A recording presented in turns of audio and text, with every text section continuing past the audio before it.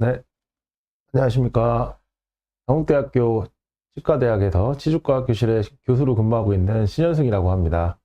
먼저 GAO 대호 포럼에 이렇게 불러주셔서 대단한 영광이라고 생각하고, 저는 사실 강의를 즐겨 하는 편도 아니고 모든 케이스를 다 증례로 만들고 있지는 않아서 딱히 보여드릴 게 많지는 않은데, 요청을 받았을 때 그나마 제가 좀 오랫동안 갖고 있는 케이스들이 많은 것이 상악 전치부에 대한 임플란트 치료기 때문에 그것에 대해서 대략 2편 정도에 나눠서 제가 갖고 있는 케이스를 뭐 알려드린다기보단 공유하는 느낌으로 한번 해보도록 하겠습니다. 저희는 뭐 아시는 분들은 아시겠지만 교수가 이제 저 하나부터 시작해서 이제 한 7명 정도 됩니다. 그래서 매년 스승의 날에 이렇게 기념사진을 찍는데요. 이제 학교에 들어온 지 한 12년 정도 됐는데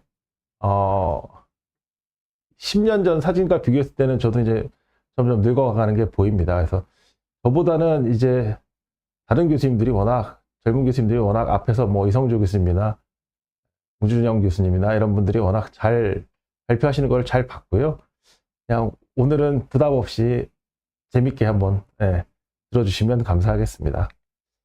저희 과는 이렇게 외부의 활동들을 페이스북 페이지를 운영해서 여러분들한테 공유해드리고 있고요. 개인적으로는 그런 인스타그램도 해서 시대에 뒤처지지 않는 교수가 되고자 하고 있습니다. 그래서 친구 추천 뜨시면 친구 요청하시면 다 받아드리고요. 저희 교실의 페이스북 페이지도 많이 팔로우 해주시고 좋아요 눌러주시면 저희가 더 즐거운 교직 생활을 할 수 있을 것 같습니다. 먼저 첫 번째로 최근에 제가 그냥 루틴하게 전치부를 어떻게 하는지를 하나 보여드리려고 동영상을 하나 넣어봤습니다. 뭐 트라우마로 인한 발치고요. 어렵지 않게 대부분 다들 이런 발치는 너무 쉽게 잘 하실 거기 때문에 하고, 임플란트를 심기도 전에 일단은 상악 전치부에 좀 젊은 여성 환자다 싶으면 저렇게 파샬로 이미 CT를 낼 생각을 갖고 임플란트 심기 전부터 그냥 연조직 그래프트를 합니다. 그래서 지금 이렇게 파샬로 뜨고 있는 양상이고요. 무게 측은 단순히 저렇게 하이스피드 벌을 이용해서 디에피셀라이제이션을 시행합니다. 이게 어떤 논문에 따라서 뭐 차이가 있다 이야기하지만 저 개인적으로는 이 술식이 시간이 가장 빠르기 때문에 그런 테크닉을 좀 선호하는 편이고요. 파우치 형태로 떴던 부위에 저렇게 CT를 넣으면 저렇게 교환 면상에서 굉장히 도톰해진 양상을 볼 수 있습니다. 이런 케이스는 아주 어려운 임플란테이션은 아니기 때문에 CT 그래프트를 하고 어쨌든 제가 임플란트를 심을 수 있다는 확신이 있었기 때문에 그 다음에 이제 딜링을 합니다. 그래서 네오바이오텍 픽스처를 이용해서 임플란트를 식립을 했고요. 식립하고 아이디어라는 위치에 들어가게 되면 저렇게 무게 측에는 갭이 없고 협축으로만 갭이 발생하게 됩니다. 필링까지 꽂아놓고 전치부에서는 갭필링이 아주 중요하다고 생각하기 때문에 저 같은 경우에는 상악 전치부 견치까지는 저렇게 빈 갭에는 콜라겐 타입의 뼈를 이용해서 그래프트를 해주고 있습니다. 그래서 CT까지 떼어놓고 한 모습이고요. 교환면상에서 보면 굉장히 도톰한 양태가 보일 겁니다. 그래서 CT 찍어보면 버컬 쪽에는 저렇게 도톰한 협축 볼의 형태를 만드는 게 가장 아이디어하다고 지금 생각하고 저런 컨셉으로 진료를 하고 있습니다. 또 하나의 이제 최근에 했던 증례들을 하나 더 보고 갈 텐데요. 비슷한 경우입니다. 엔도 리전에 의해서 치아를 발치해야 되는 경우였고요. 저런 식으로 치아를 빼보니까 형태가 있었고, 어쨌든 발치아에 버커럴이 어디 있거나 혹은 에이펙스 쪽에 뚫린 부위가 없나 항상 큐레테이지 할 때 조심스럽게 디태치를 합니다. 동일한 방법으로 임플란트를 심기 전에 무게층 마취하고 하이스피드 벌을 이용해서 디에피하고 CT를 띱니다. 그리고 아까 첫 케이스 보셨던 것처럼 동일하게 넣는데 요 환자의 CT는 지방이나 선조직이 좀 있었기 때문에 저렇게 구에서 살짝 가볍게 트리밍 해주고요. 마찬가지로 어렵지 않게 파우치에다가 체득한 커넥티브 티슈를 저런 형태로 고정해 줍니다. 당연히 실크는 흡수성을 이용해서 저런 식으로 잘 스테이블하게 원하는 임플란트에 나중에 픽스처가 노출이 되더라도 증지바 두께를 두껍게 해서 향후에 뭐 15년, 20년 뒤에 발생할 수 있는 컴플리케이션을 좀 막아보고자 저런 형태로 진료를 하고 있습니다. 동일하게 네오바이오텍 픽스처를 이용해서 임플란트를 식립했고, 고정이 나쁘지 않으면 보통 65를 기준으로 하는데요. 일단은 펄스 포지티브나 펄스 네거티브의 측정값이 나올 수 있으니까 선생님들께서 가장 정확한 손의 감을 믿으시고 고정이 괜찮다 싶으면 저런 경우에는 발치 후 즉시 식립이기 때문에 바로 힐링까지 답니다. 똑같이 개필링을 아까와 같은 원리에서 똑같이 해주었고요. 힐링은 가급적 한 사이즈, 파이널 보철물보다 큰 사이즈를 달아주려고 노력합니다. 아무래도 작은 것보단 큰 게 나중에 작은 형태의 힐링을 쓸 수 있기 때문에 그렇고요. 저렇게 저는 대학에 있기 때문에 제가 보철을 직접 하지 않습니다만은 저희 학교에 훌륭한 보철과 교수님들이 많으시기 때문에 저런 환자에서는 신미성을 좀 극대화하기 위해서 바로 수술한 당일에 보철과에 의뢰를 드리면 그런 식으로 프로비저널을 만들어 주십니다. 수술 직후의 임상 사진이고요. 어쨌든 고정이 괜찮았기 때문에 뭐 길게 기다리지는 않았던 것 같습니다. 한 2달 정도 있다가 보철과 교수님께 이제 파이널 하셔도 되겠습니다 말씀을 드리면 그런 식으로 파이널이 나오고, 저 후에 벌써 이제 2년 정도 지난 것 같은데 2년이 지나도 저렇게 균형된 하모니가 제일 중요한데, 어쨌든 좌우 옆 인접시에 비해서 뭐 뚜렷하게 배기 싫거나 이런 느낌은 없고, 다만 이제 저희는 치과의사의 눈을 갖고 있기 때문에 저기 11번 하방에 연조직의 두께가 뭐 생각보다 두껍게 유지되어 있다 이렇게 눈에 띄겠지만, 일단 환자는 전혀 그런 불편이나 그다음에 뭐 이상하다 이런 느낌은 없으시고 충분히 만족하시면서 잘 쓰고 계십니다. 제가 이런 전치부 강의를 한 지가 이제 10년 정도 된 것 같은데요. 잘은 하지 않습니다만 어쨌든 예전에 보여드렸던 어디선가 보셨을 분들도 계실 텐데요.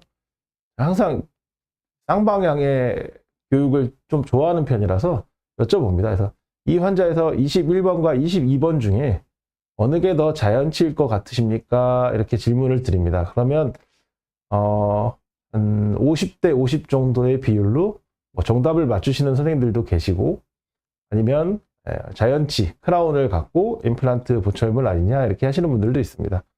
한번 이 영상을 청취하시는 분들도 잠깐 생각하실 시간을 한 5초 정도 드리도록 하겠습니다.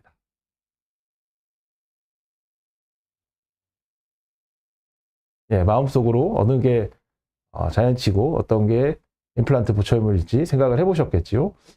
다음 슬라이드를 보시면 정답이 나와 있습니다. 22번이 임플란트 보철물이고요. 21번은 자연치의 싱글 크라운입니다. 자연치의 싱글 크라운 자체가 예쁘지 않았기 때문에 뭐 이렇게 문제가 헷갈릴 수도 있겠지만, 심지어 22번 같은 경우에는 보철과 교수님이 만들어주신 프로비저널이 되겠습니다. 22번 프로비저널이 훨씬 더 자연치의 크라운보다, 파이널 크라운보다 훨씬 더 조화롭고 이런 것들을 느끼실 수 있을 겁니다. 이 수술을 어떻게 했는지 한번 동영상을 보도록 하겠습니다. 참고로 이게 10년 전 동영상이고, 제가 아마 동영상을 찍었던 거의 첫 번째 중례라서 화질이 좋진 않습니다. 아마 14년, 13년 정도의 케이스거든요. 어쨌든 뭐 비슷한 이유로 발치를 했고, 그런 식으로 웨우스된 시근을 제거하고 조심스럽게 드릴링을 합니다. 지금 컨셉이랑은 조금 바뀐 게, 예전에는 임플란트를 심고 커넥티브 티슈 그래프트를 했다면, 요즘 같은 경우에는 저는 연조직 그래프트를 해놓고 임플란트 심고 정조직 소켓 필링을 하는 편입니다. 그래서 임플란트는 타사의 제품이긴 한데 어쨌든 고정이 잘 나와서 심고, 동일한 방법으로 그때도 하이스피드로 이 엑스펠레이션 시행하고 커넥티브 티슈를 띄어서 우측에 넣어주었습니다. 연조직에 대해서는 저희 과에 계신 조인우 교수님이 워낙 너무 잘하시고 저도 모르면 어떤 고민점이 생길 때는 항상 우리 조인우 교수님께 여쭤보는 편인데 그런 소식을 또 저한테도 많이 알려주시고 본인도 저렇게 일단은 수술 시간이 짧아져야 환자가 불편감이 적다고 생각하거든요. 물론 CT를 뛰면 밖에 개업하시는 선생님들 입장에서는 환자의 매니지가 조금 쉽지는 않을 수도 있겠지만 그래도 저 커넥티브 티슈를 헤드하고 넣는데 한 15분 이내의 시간이 소요되거든요. 정말 빨리 하면 10분 정도면 가능하다고 생각하는데 그렇게 되면 환자가 생각보다는 불편하지 않아 하는 경우도 많은 것 같습니다.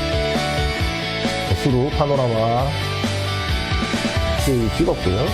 실전수를 비교해보면 교환면상에서는 저렇게 협직이 아주 빵빵하게 볼륨이 만들어진 것을 볼 수 있습니다. 한 달 정도 됐을 때 프로비저널 바로 시행했고요. 한 2주 때 했던 것 같습니다. 2주 때 해서 저기 이제 프로비저널 끼고 한 달 뒤의 모습입니다. 그러니까 처음에 어느 게 더 자연치 같으십니까? 라고 여쭤봤던 그 사진이 되겠고요. 3개월 정도 지나니까 확실히 연조직에 변화가 생깁니다. 그래서 여기 부위에는 파필라 부위가 살짝 꺼져 있고요. 이쪽 부위는 쉐이드가 좀 다른다. 저희끼리는 느낄 수 있을 정도의 CT가 들어간 부위의 쉐이드는 좀 다르고 약간의 스카티슈도 보이는 것 같습니다. 이건 아마 저도 이게 굉장히 초반 케이스다 보니까 일격의 인시전, 그러니까 파우치를 뜬 인시전 자체가 일정하지 않다 보니까 저런 식으로 스카 형태로 힐링이 좀 된 것 같고요. 어쨌든 시간이 지나서 3개월째도 뭐 되게 굉장히 배기 싫거나 이런 느낌은 없기 때문에 파이널을 의뢰했습니다. 그래서 6개월 정도 파이널하고 직후의 모습이고 수술한 후로부터는 이게 6개월 정도 뒤의 모습이 되겠습니다. 보면 이쪽에 비슷하죠. 아까 3개월 전이랑 비슷합니다만 이쪽의 파필라는 보철물의 형태를 만듦으로써 해서 파필라의 필 거의 100%에 가까운 파필라 필링을 한 거고요. 21번 같은 자연치의 약간 임핑진된 블루 혹은 그레이 쉐입의 증지바 타입의 색깔을 이제 기존에 있던 크라운을 교체해가지고 다시 만들 수도 있겠지만 어쨌든 환자 자체가 뭐 크게 불평 없고 바꾸고 싶어 하진 않으셨기 때문에 이 상태로 유지를 했습니다. 지금까지도 잘 오고 계세요. 그러면 이게 3년 뒤 모습인데 뭐 제가 사진을 잘 찍지 못하다 보니까 사진마다 색조가 조금 다른 느낌이 있으시겠지만 어쨌든 볼륨 잘 유지되고요. 저희 눈, 치과의사의 눈에는 여기 하얗게 조금 다른 부위보다는 색깔이 띈다 이런 느낌이 있을 수 있겠지만 환자 입장에서 놓고 보자면 전혀 비심미적이다 이런 느낌은 호소하거나 그런 것들을 뭐 이야기하지는 않으십니다. 7년이 지나도 CT는 부위가 있기 때문에 물론 제가 7년이 지났다고 해서 CT, 컴빔 CT를 찍어서 파락시알 뷰에서 저쪽 협측골이 어느 정도 꺼져 있냐를 보고 싶지만 환자한테 수납을 내릴 수가 없기 때문에 그런 것 때문에 확인은 못하겠지만 어쨌든 임플란트의 블랙 쉐이드가 보이거나 하는 거 없이 잘 유지되고 있습니다. 이제 서론을 잠깐 케이스 몇 개를 보여드리면서 얘기를 드렸는데 결국 임플란트 치료의 개념은 제가 레지던트 때만 하더라도 위에 이런 임플란트들처럼 어쨌든 붙어만 있어도 어디냐 충분히 서바이벌만 하면 됐지 이랬는데 요즘 세상에 원장님들이나 혹은 학교에 계신 우리 봉지기 선생님들도 저런 식으로 진료하면 아마 환자가 쫓아올 겁니다. 환자가 쫓아와서 뭐라고 할 거고 속된 말로 굉장히 두루 눕는다는 표현을 쓰는데 그러시겠죠. 지금의 시대는 임플란트 서바이벌은 뭐 당연한 얘기고요. 저렇게 심미적으로 자연치와 굉장히 유사하게 환경을 만들어줘야 그리고 길게 쓸 수 있는 임플란트를 만들어줘야 하는 임플란트 석세스, 서바이벌은 당연한 것이고 석세스 크리테리아를 모두 만족시키는 그런 증례들을 추구하고 있다고 생각합니다. 시대는 항상 변화하죠. 네. 뭐 챗 GPT도 나오고요. 앞으로도 더 많은 것들이 변할 겁니다. 이런 시대의 흐름상 어떤 지식들도 굉장히 많이 바뀌고 저희 임플란트에 있어서도 제가 수련을 했던 20년 전과 지금과는 굉장히 어마어마한 변화와 그리고 지식의 수준 그리고 관련 진행된 연구들의 많은 변화가 있었습니다. 그 중에 이제 제일 제가 학교 들어와서 놀랐던 페이퍼 중에 하나였는데 2009년에 제가 군 생활을 하고 있었기 때문에 뭐 이 논문을 직접적으로 접하지는 못했었는데 심지어 이제 상학 전치부는 이런 식으로 스코어로 의사의 수준을 평가하기도 합니다. 그런 평가들을 어떻게 하느냐? 그러면 요 논문을 뭐 찾아보신 분도 있고 이미 많은 분들이 알고 계시겠지만 PES, 핑크 에스테틱 스코어는 서전, 수술하는 사람의 어떤 평가 요소들을 넣고 10점 만점으로 평가합니다. 그리고 화이트 에스테틱 스코어는 마찬가지로 보철적인 측면에서 10점으로 놓고 평가합니다. 만점은 20점이 되겠고요. 뭐 이런 이제 해외 학회나 어떤 연구에서 임플란트의 석세스를 평가할 때 이게 그냥 마냥 석세스다라고 하면 논문도 이제 퍼블리시가 안 되고요. 업세트도 안 되고 그다음에 학회 같은데 큰 무대에서 발표했을 때 약간 두서가 없다고 생각하는 것 같습니다. 이런 것들을 다 오로지 점수로 평가합니다. 임상가 입장에서는 굉장히 귀찮고 괴로운 일이 되겠죠. 그럴수록 좌절하지 마시고 우리 한국 의사 선생님들은 제가 생각했을 때는 뛰어난 필기 능력을 갖고 있다고 생각합니다. 그래서 이런 것들을 조금 더 환자도 만족하고 저희가 양질의 진료를 위해서 저와 같은 이런 영상을 시청하고 계실 거기 때문에 조금 더 지식을 공유해서 좋은 진료를 할 수 있는 도움이 되었으면 하는 바람입니다. 이제 뭐 다들 아시다시피 ITI라는 이제 전 세계에서 가장 큰 임플란트 학술 단체에서도 이미 이 상학 전치부는 가장 어렵다. 그러니까 심플, 어드밴스드, 컴플렉스로 이제 어떤 케이스들을 나누게 되는데 오히려 상학 구치부에 뼈가 없을 때보다도 이 상학 전치부가 가장 어드밴스드하고 컴플렉스한 카테고리에 들어간다라고 거의 20년 전에 이미 규정을 지어놨었고요.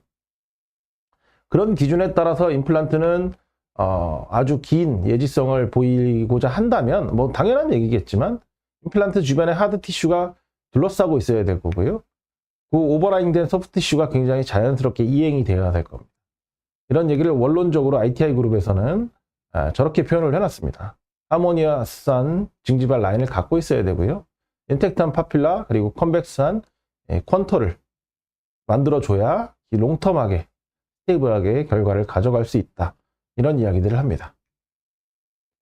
그러면 중간중간 이제 제가 어떤 이런 상학 전치부 치료에 있어서 질문을 던질 겁니다. 첫 번째 제 질문은 그럼 상학 전치부에서 이미디어트를 해야 될까? 아니면 얼리, 딜레이 어떤 것이 가장 좋을까? 이런 고민을 해보게 됩니다. 당연히 뭐 이거는 너무나 유명한 분류기 체계이기 때문에 타입 1, 2, 3, 4 이미디어트, 타입 1이 이미디어트가 되겠고요. 뒤로 갈수록 경조직의 분류는 많이 잃게 될 거고 연조직은 뭐 스테이블을 할 거고요.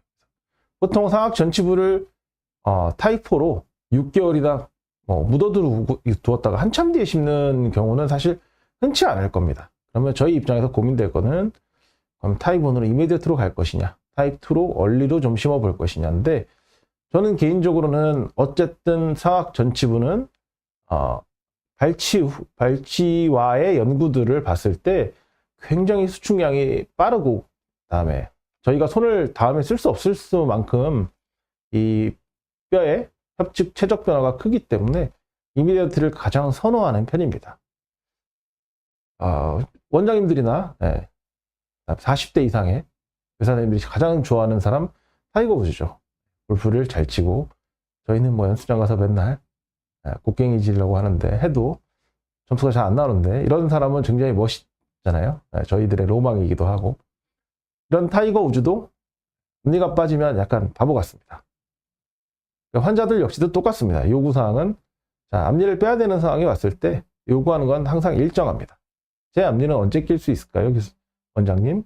제 앞니는 2달이면 되겠죠, 교수님? 이런 식의 말을 합니다. 그러다 보니까 기본적으로는 의사 입장에서도 시간에 쫓기는 부위가 상악 전치부가 아닐까 싶습니다.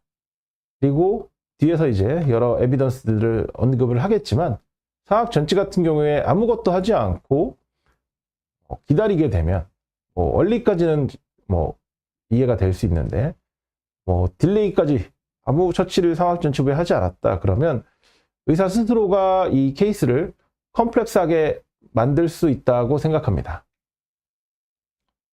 일단은 기본적으로 버컬본은 아주 건강한 사람에서도 굉장히 얇습니다. 이 연구들을 보면 랑 그룹에서 나왔던 연구였는데 거진 87%의 환자가 이 건전한 치아임에도 불구하고 협축골이 1mm 정도 두께밖에 되지가 않습니다. 90%는 없거나 매우 얇다는 표현을 합니다. 이게 치주적으로 문제가 있는 환자들의 컨빔CT를 분석한 것이 아니고요. 굉장히 건강한 치아들을 분석한 겁니다. 마찬가지로 USC 그룹의 린든 쿠퍼 선생님 그룹에서도 똑같이 연구를 해봤는데 기본적으로는 전치부는 아주 건강한 사람도 월의 두께가 1mm도 안 되는 게 거의 대다수입니다. 그럼 이제 한국 사람은 어떨 것이냐 이런 것들을 보면 요거는 종경대 치주과 교수님들이 퍼블리시 하셨던 논문인데 물론 중절치와 측절치가 아닙니다. 캐나인과 프리몰라이긴 한데 그럼에도 불구하고 굉장히 얇습니다. 2mm 이하인 경우가 치주적으로 건강해도 얇다는 얘기가 되겠습니다. 기본적으로 얇은 협축골을 갖고 있는 부위가 상악 전치부, 상악 견치이기 때문에 가급적이면 지금 오늘 빼고 씹는 이 순간이 제가 가장 많은 뼈를 이용할 수 있는 순간이라고 저는 생각합니다. 너무나 많이 언급되는 논문이죠. 아마 제가 생각했을 때 2000년대 이후로 퍼블리시된 연구 중에서는 가장 압도적인 사이테이션 수를 갖고 있을 거라고 생각하는데요. 스웨덴의 린덴 선생님 제자였던 우리 아라우조 선생님이 발치와의 최적 변화를 처음으로 발표한 연구였죠.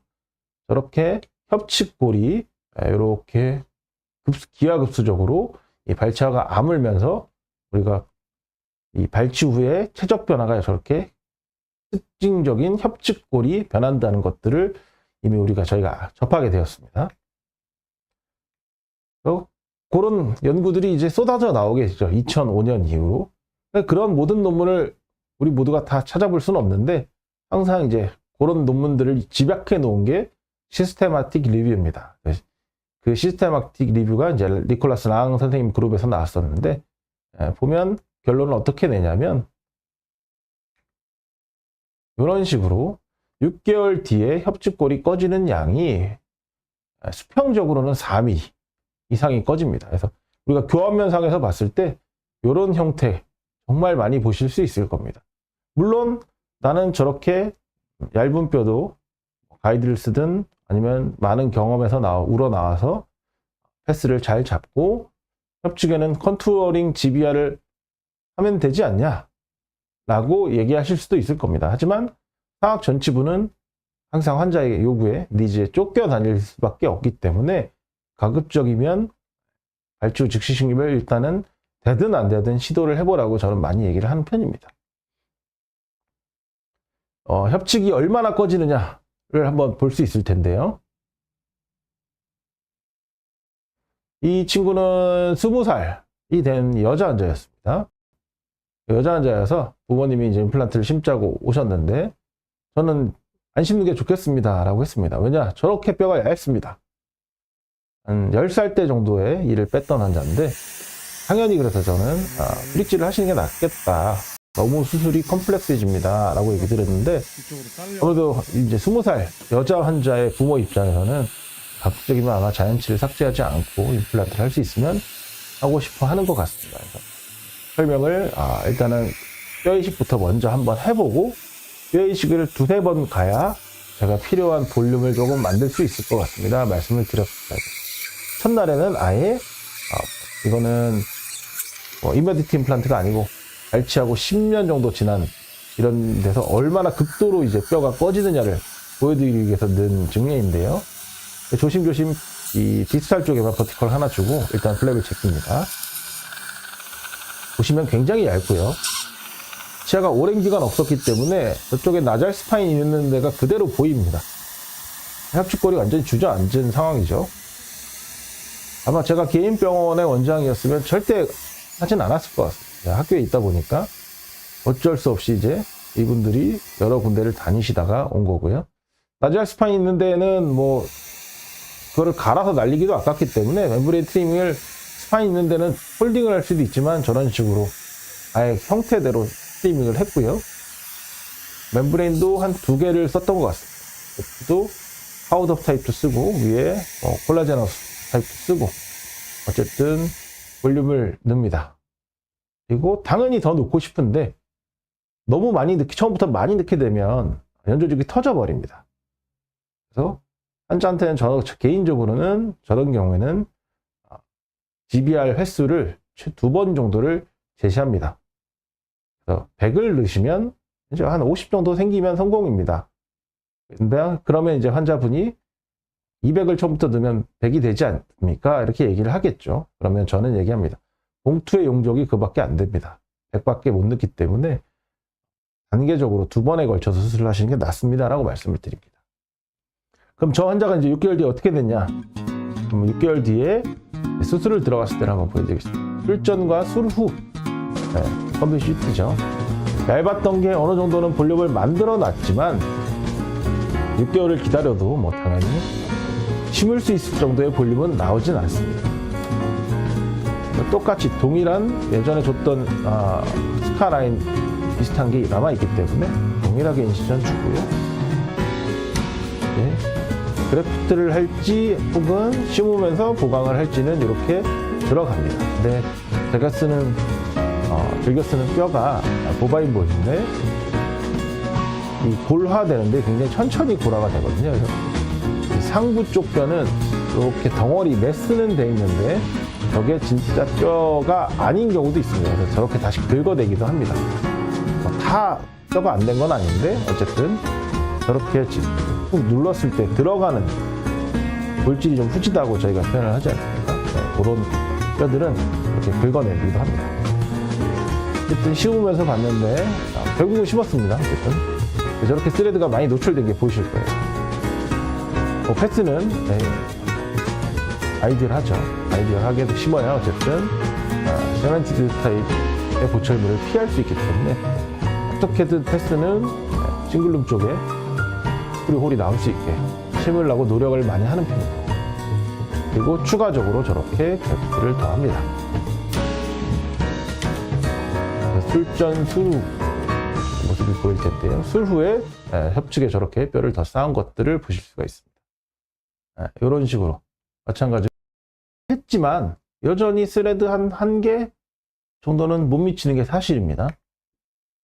하지만 이제 환자가 추가적으로 수술을 원하지는 않았고 저 역시도 일단은 저 상태에서 힐링을 달고 바로 보철을 보내진 않았거든요. 왜냐하면 저기 저렇게 딱딱하지 않은 뼈가 있는데 바로 보철을 하게 되면 임플란트가 빠질 수도 있기 때문에 조금 더 기다린 후에 보철을 보냈던 것으로 기억을 합니다.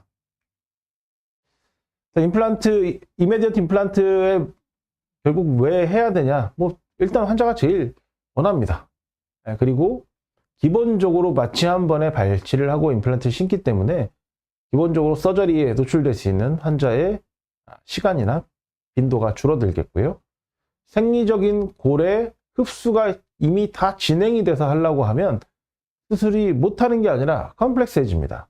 그리고 그 수술 직후 이를 뺐을 때 자연치의 연조직 형태를 가져갈 수 있기 때문에 심리적으로는 뭐 비교 월등히 훨씬 더 좋다고 생각합니다. 그래서 그럼 이미디어트 임플란트를 했을 때 이 발치와의 개필링을 안 해도 혹시 인테그레이션 임플란트가 표면이 분명히 뼈와 꽉 물고 있는 게 아니라 갭이 있을 텐데 이런 것들이 인테그레이션이 발생을 하느냐? 네, 당연히 발생합니다. 이런 후속 연구들 리콜라스 랑 그룹의 연구였는데 이런 식으로 발치와 부위에 개필링 하지 않더라도 이렇게 다 뉴본이 들어와서 텍스처의 인테그레이션이 다 이루어집니다. 하지만 어떤 지식들이 뭐 지금은 맞고 예전엔 틀린 것도 있고요. 어떤 때는 지금은 틀린데 뭐 과거에는 맞기도 합니다. 그 대표적인 게 수련할 때 봤던 연구였는데, 이 연구자들 보시면 뭐 토드 버글론드 선생님 뭐 호철학계 굉장히 거두시고, 다니엘 부저 선생님 구강학과에 거두시고, 얀 리드 선생님 뭐 치주에 굉장히 유명하신 거두들이신데, 이분들이 2003년에 이런 연구를 발표했습니다. 점핑 디스턴스. 그냥 갭이 1mm 이상인데 그냥 심으면 저런 데서 갭이 차더라, 이런 이야기들을 하셨습니다. 근데 저희들 기준에서는 요즘 세상에는 저 말도 안 되는 얘기거든요.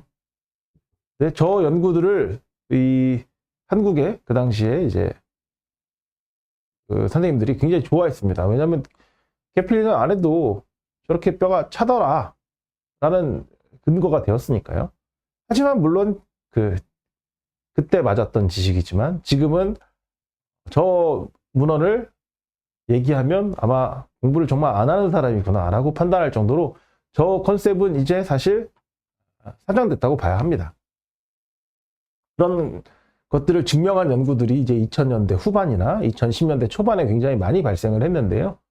아까 봤던 이 후속 연구죠. 비건월드 선생님의 이 이메디어트 임플란트를 심었을 때 결국은 이 임플란트의 힐링 프로세스랑 이 뼈의 리모델링 되는 것이, 소켓의 리모델링이 일어나면서 결국은 내가 임플란트를 심었을 때 분명히 협측에 스레드에 노출이 없었는데 발치와의 소견과 똑같기 때문에 결국은 6개월 뒤에 보철할 때쯤 되면 여기가 이렇게 협축골이 녹더라, 이런 개실험을 통해서 이런 이야기들을 주장하기 시작합니다. 그래서 이런 어디서 많이 꺼지느냐? 당연히 협측입니다. 이런 연구들 너무 많이 나왔고요. 결국 저런 모식도처럼 심고 나면 나는 분명히 협축에 뼈가 있었는데 이 얇은 협축골이 생리적으로 리모델링 되면서 몇 달 후에는 저런 식으로 스레드가 비쳐 보이거나 노출되거나 하는 일들이 생긴다는 이야기죠. 이것도 마찬가지로 티슈 리모델링을 아라우조 선생님이 봤던 연구였는데 똑같이 동일합니다. 협측에서 훨씬 더 발치하고 나서 바로 심어도 이 발치와의 변화를 막을 수는 없다. 근데 지금 와서 그때야 뭐 의심을 좀 했을 수 있는데 지금 와서 보면 사실 굉장히 임플란트 자체는 우리 이 화학적으로 우리 몸과 붙어 있는 게 아니라 기계적으로 물고 있기 때문에 사실 저 검은 조직 소견에서 검은 임플란트는 사실 블러드 서플라이를 방해하거나 세포 입장에서는 아무것도 아닌 그냥 외부에서 온 물질이거든요. 그러다 보니까 당연히 우리 몸에서는 저게 있든 없든 협축골의 리모델링은 피할 수 없는 것 같습니다. 하지만 이제 세상에 머리 좋으신 분들이 많죠. 그래서 오히려 그럼 갭을 없애고 좀 두꺼운 직경의 임플란트를 심으면 갭이 없으니까 리모델링도 막지 않을까? 좀 뭔가 다른 차이가 있지 않을까? 라고 랑 선생님 그룹에서 이런 연구를 실행을 해봅니다. 3.3, 5.0 심어서 5.0은 이제 갭이 하나도 없게 되겠죠. 그러면 이런 식으로 더 녹습니다. 똑같습니다. 녹는 거는 기본적으로 더 심해지겠죠. 이 중간 미들 사이즈에서 보면 여기는 그래도 뼈가 남아있는데 여기는 더 얇아질 거고 시간이 지나면서 더 얇아질 겁니다. 그러니까 너무 두꺼운 걸 심어봐야 갭을 없애는 것 자체가 뭐 아무런 유의성이 없게 되는 거겠죠. 그래서 이런 것들에서 주창이 되는 게 결국은 협측골에 크리티컬한 시크니스가 있어야 된다 라는 게 결론에 도달합니다. 그래서 이런 개념을 저희가 크리티컬 버컬본 시크니스라고 하고, 제가 어디 가서 강의를 하든 외국이든 한국이든 이거에 대해서는 굉장히 중요하게 호소를 하는 편입니다. 왜냐하면 협축골이 얇게 되면 당연히 버티컬로 본 하이트가 내려갈 거고요. 그러면 스레드는 노출이 될 겁니다. 근데 저쪽 협축골의 두께가 어느 정도 나온다 하면 흡수가 진행이 돼도 그것이 굉장히 뭐 10년, 20년, 30년 정도 지나면서 두꺼운 뼈가 당연히 볼륨이 줄기 하겠지만 우리가 허용할 수 있는 정도, 환자도 받아들일 수 있는 정도로 되기 때문에 저 부분에 있어서는 저 버컬본 시크니스 말씀을 드릴 수밖에 없고요. 뭐 이제 연구자마다 몇 미리가 더 중요하냐, 1mm냐, 2mm냐 이런 논쟁은 있습니다. 하지만 저는 개인적으로는 2mm 정도는 있어야 되지 않을까라고 생각합니다. 왜냐하면 20년, 저도 이제 길게 된 임플란트가 20년 정도의 팔로업을 받는데, 확실히 시간을 이기는 진료는 없습니다. 제 개인적으로. 그래서 처음에는 1mm 주장하는 사람들의 의견도 맞지 않을까 했는데, 길게 보면 협축골은 두꺼운 게 맞는 것 같습니다. 그래서 협축골의 두께가 얇게 되면 리세션과 본로스가 온다. 이런 에비던스는 굉장히 많고요. 뭐 수치화해 보자면 당연히 얇은 뼈가 두꺼운 뼈에 비하면 한 4배, 3, 4배 정도의 이 리세션의 확률이 더 올라간다 라는 거니까 3, 4배면 굉장히 많지 않습니까?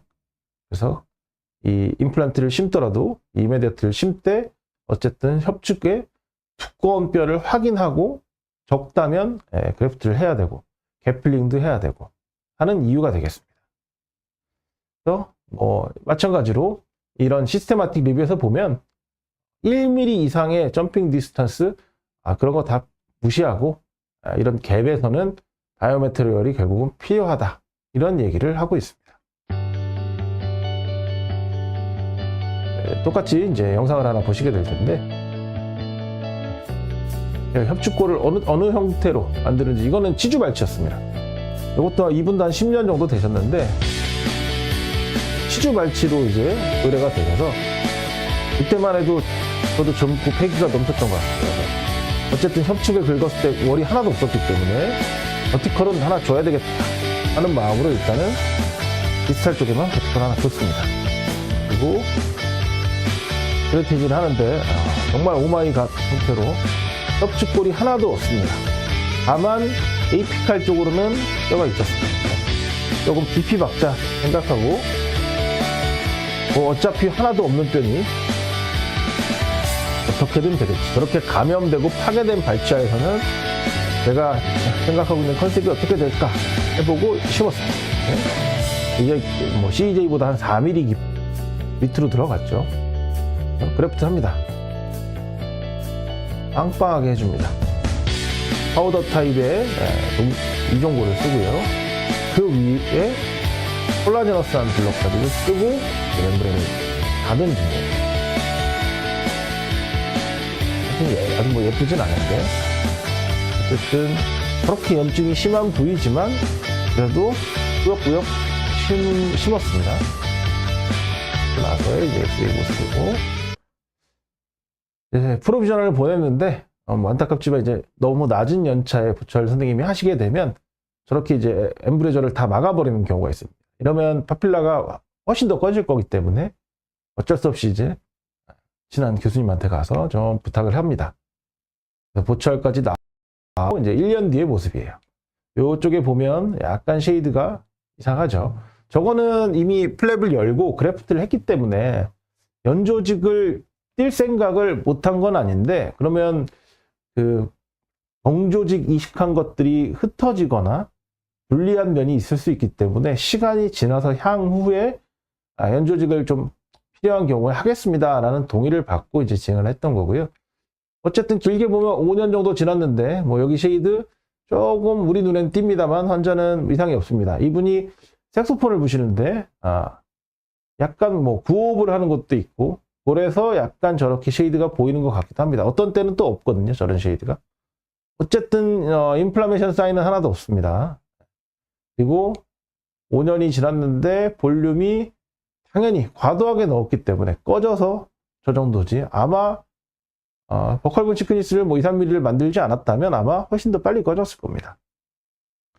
8년 정도 지났는데 여전히 잘 쓰고 계시고 안 그래도 요번 주에 오셨었는데 차마 제가 지금 그 사진을 넣지는 못했습니다. 한 10년 정도를 저렇게 파괴된 상태에서도 잘 쓰고 계시고 아까 영상을 보시면 되겠지만 요 파필라 부위도 어느 정도는 그 수술 전 직후의 모습보다는 훨씬 필링이 돼 있는 상태고 이 상태로 10년 정도는 굉장히 스테이블하게 잘 오신 것 같습니다. 교환면상에서도 역시 처음 수술 직후보다는 꺼져 있지만 그래도 픽스처의 쉐이드가 보이거나 혹은 환자가 불평할 만한 컴플레인을 걸 만한 비심리적인 요소는 없는 것 같습니다. 그래서 뭐 1년과 10년 정도에 비교해 본 건데 큰 변화까지는 보이진 않습니다. 오늘은 이제 여기까지 제가 설명을 드리고 다음 주에도 동일한 주제의 파트 2로서 다시 한번 만나뵐 수 있도록 하겠습니다. 모두 고생 많으셨습니다.